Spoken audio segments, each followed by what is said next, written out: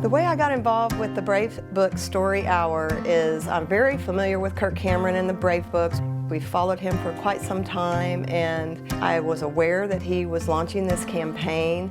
And when I heard about the See You at the Library project, it was very familiar to me. We have a lot of problems in our libraries here in our county, in our community, and nationwide, of course. I knew that when I found out about this project that I needed to get involved and see if we couldn't get some of our local libraries sponsoring one of these events in the libraries, and started making calls. And the next thing I know, every library in our county, with the exception of one city, is holding a story hour.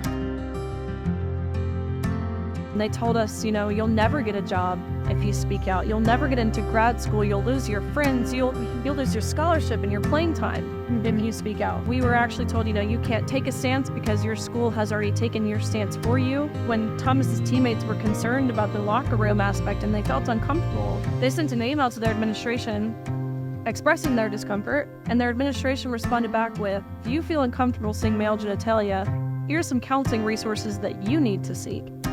They told these girls, this is just how far the emotional blackmail goes.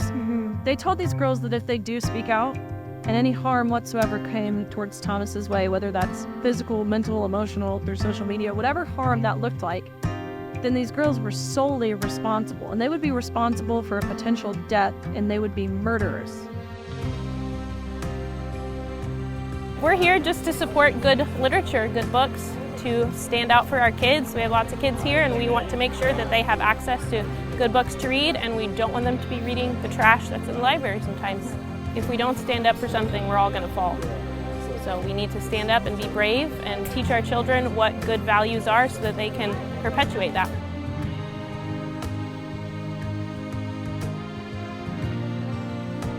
Well, I think that the mission of Brave Books, I mean, it sounds like it's very consistent with what we've believed and what we've been, taught through going to church. And it's just good to know that, like, somebody's not afraid to actually say, like, hey, this is what we're about.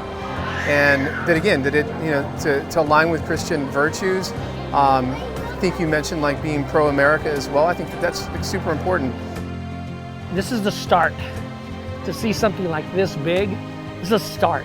And hopefully we can go and continue this when it's not a big production. And then we can take this back to our homes and our families. And then we can honestly say, hey man, it had to start here.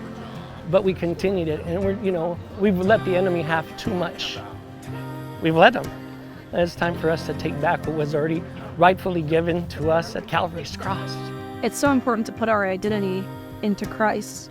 That's who we answer to at the end of the day. And if we were to do that, if we all were to do that as human beings, as Christians, the world would be a much better place.